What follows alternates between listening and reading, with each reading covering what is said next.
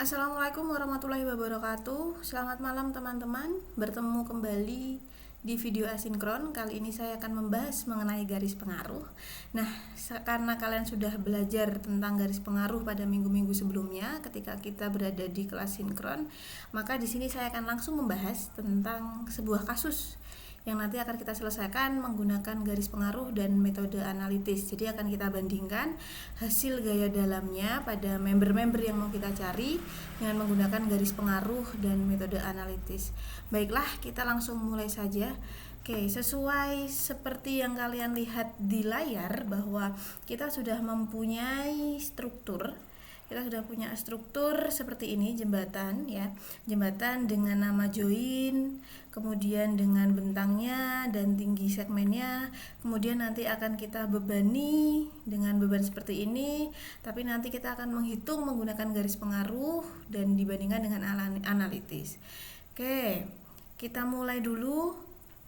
Untuk kasus kita akan mencari dua member saja, yaitu pada batang A2 dan batang D3 di sini.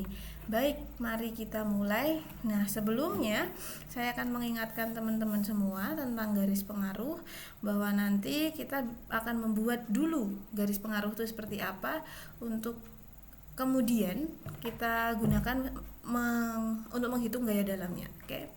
Oke, karena kita punya batang A2 dan D3 di sini, maka saya akan menggunakan salah satu metode, yaitu metode potongan, karena lebih efektif, yaitu tanpa harus menghitung dari depan ya. Jadi saya langsung potong dari sini aja. Saya pertama akan menghitung yang A2 dulu, A2 terlebih dahulu. Oke, saya tulis dulu di sini, menghitung di sini ya.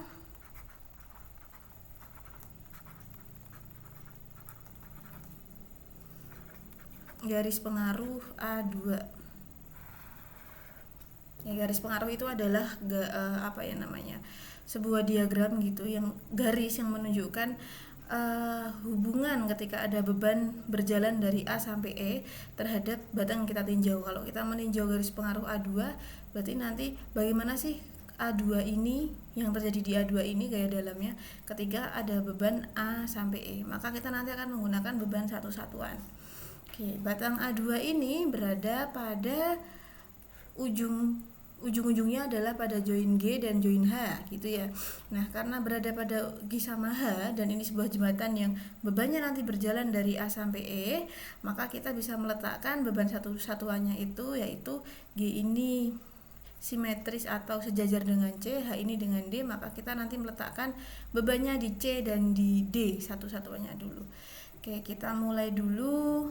Saya potong dulu untuk A2 nya ya. Jadi nanti misal nih saya tulis dulu beban di C, ini beban satu-satuannya di C. Maka nanti saya akan punya saya copy dulu ini A2 nya.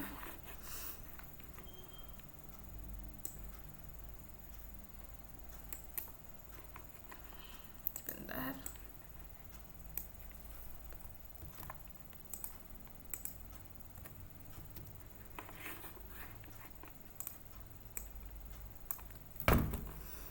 Oke, baik, ini saya fokus mencari A2, maka saya akan menghilangkan dulu yang D3 gini ya. Maka saya akan mencari A2 nya terlebih dahulu.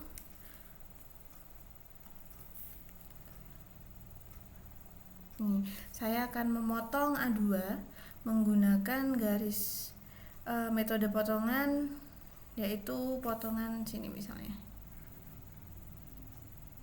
Ini saya akan membagi menjadi dua seperti ini, potongan satu-satu misalnya. Oke, saya punya tinjauan sebelah kiri dan sebelah kanan, dan saya akan menggunakan tinjauan sebelah kiri. Sebelumnya ketika beban di C, maka saya akan gambarkan dulu bebannya. Beban di C sebesar satu satuan. Karena bebannya berada di C, dia posisinya simetri, maka otomatis karena ini satu satuan, maka saya akan punya RA nya di sini adalah setengah. Kemudian RE-nya di sini juga setengah. Ingat, saya hanya menggunakan potongan sebelah kiri saja, maka kita akan fokus untuk melihat apa yang terjadi di sebelah kiri. Oke, saya pindahkan dulu untuk lebih jelasnya. Ctrl C.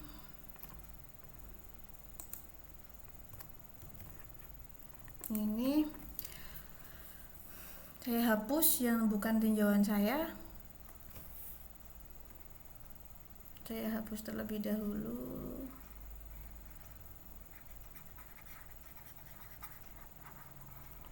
Ya, saya menggunakan tinjauan sebelah kiri. Nah, maka saya sesuai dengan kaidah metode potongan, maka saya akan meninjau dari salah satu tinjauan dan menggambarkan semua gaya luar pada tinjauan tersebut. Sudah masuk ya? Ada RA dan satu satuan. Kemudian arah batang yang terpotong ada A2, kemudian batang diagonal ini dan batang horizontal ini. Arah batang yang terpotong adalah menjauhi tinjauan seperti ini. Oke, kemudian untuk efektivitas atau untuk kemudahan kita dalam nanti menghitung A2 saja, maka saya akan memilih join tinjauan yang hanya menyisakan A2. Ini kalau saya gambarkan seperti ini misalnya. Oke, sebenarnya kita punya join bayangan di sini adalah join D sama join H gitu. Nah, join mana antara D sama H yang hanya menyisakan batang A2 alias batang-batang yang lain ini jarak ke joinnya itu 0. Maka terpilihlah join D. Di sini saya akan menggunakan tinjauannya yaitu dengan menggunakan tinjauan join D. Oke, mari kita meninjau menggunakan tinjauan join D. Oke, dengan melihat tinjauan dari join D, saya akan menuliskan persamaannya akan menjadi persamaan kesetimbangan sigma MD sama dengan 0. Ini adalah RA dikali jaraknya ke D itu tadi adalah 3 segmen ini 7,5, arahnya positif, satu satuannya minus 1 kali 2,5, minus karena arahnya berlawanan jarum jam. Kemudian batang diagonal yang ini dan batang horizontal yang ini tidak perlu kita perhitungkan karena dia jarak ke join D ini 0 karena dia menuju join D. Maka sisa 1 batang A2 dikali dengan jaraknya adalah tingginya 1 dan arahnya adalah searah jarum jam, maka positif sama dengan 0. Nah, dari perhitungan ini dengan memasukkan nilai RA sama dengan setengah, kita akan mendapatkan nilai A2 adalah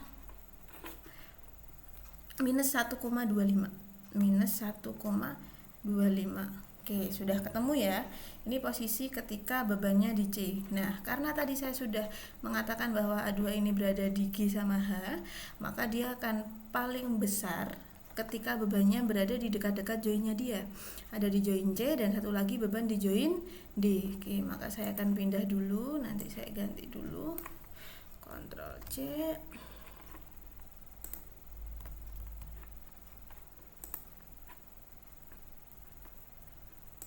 Oke, baik, seperti ini. Ini saya ganti terlebih dahulu.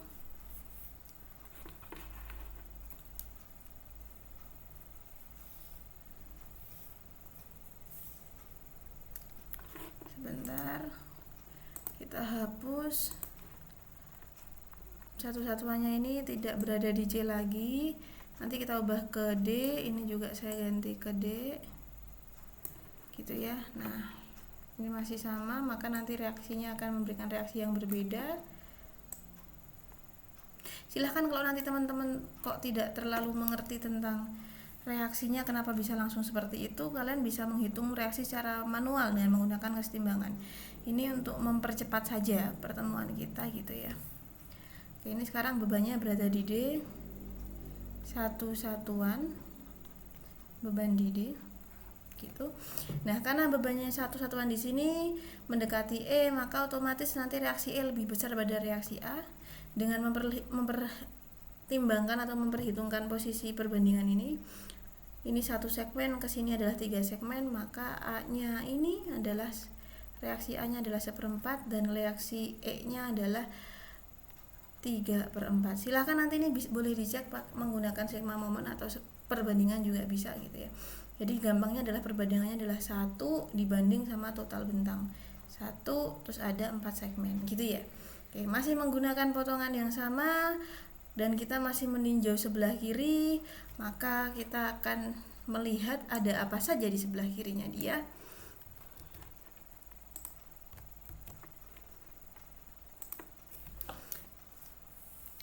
Yang tidak perlu kita hapus dulu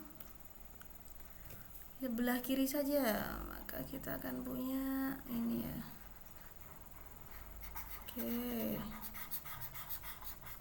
tinjauan sebelah kiri. Baik. Nah, masih sama dengan yang sebelumnya juga, bahwa kita akan memilih salah satu join yang nanti akan mempermudah kita dalam menghitung. Sama ya. Joinnya di sini adalah join H dan sini join D.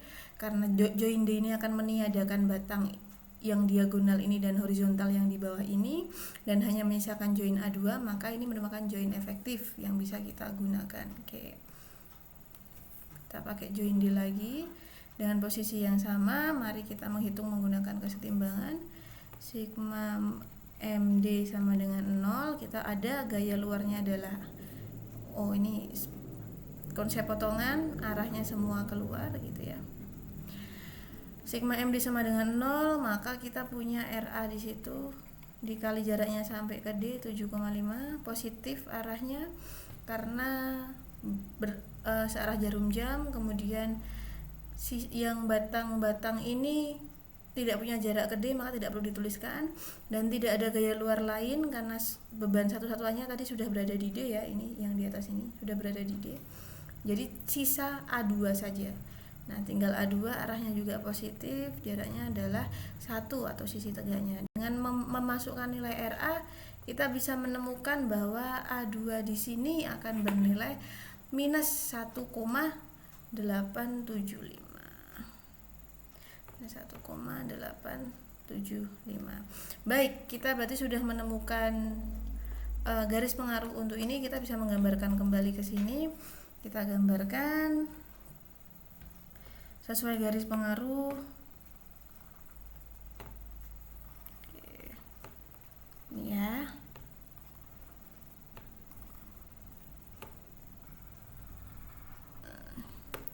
Maka di posisi C tadi yang memberikan nilai minus 1,2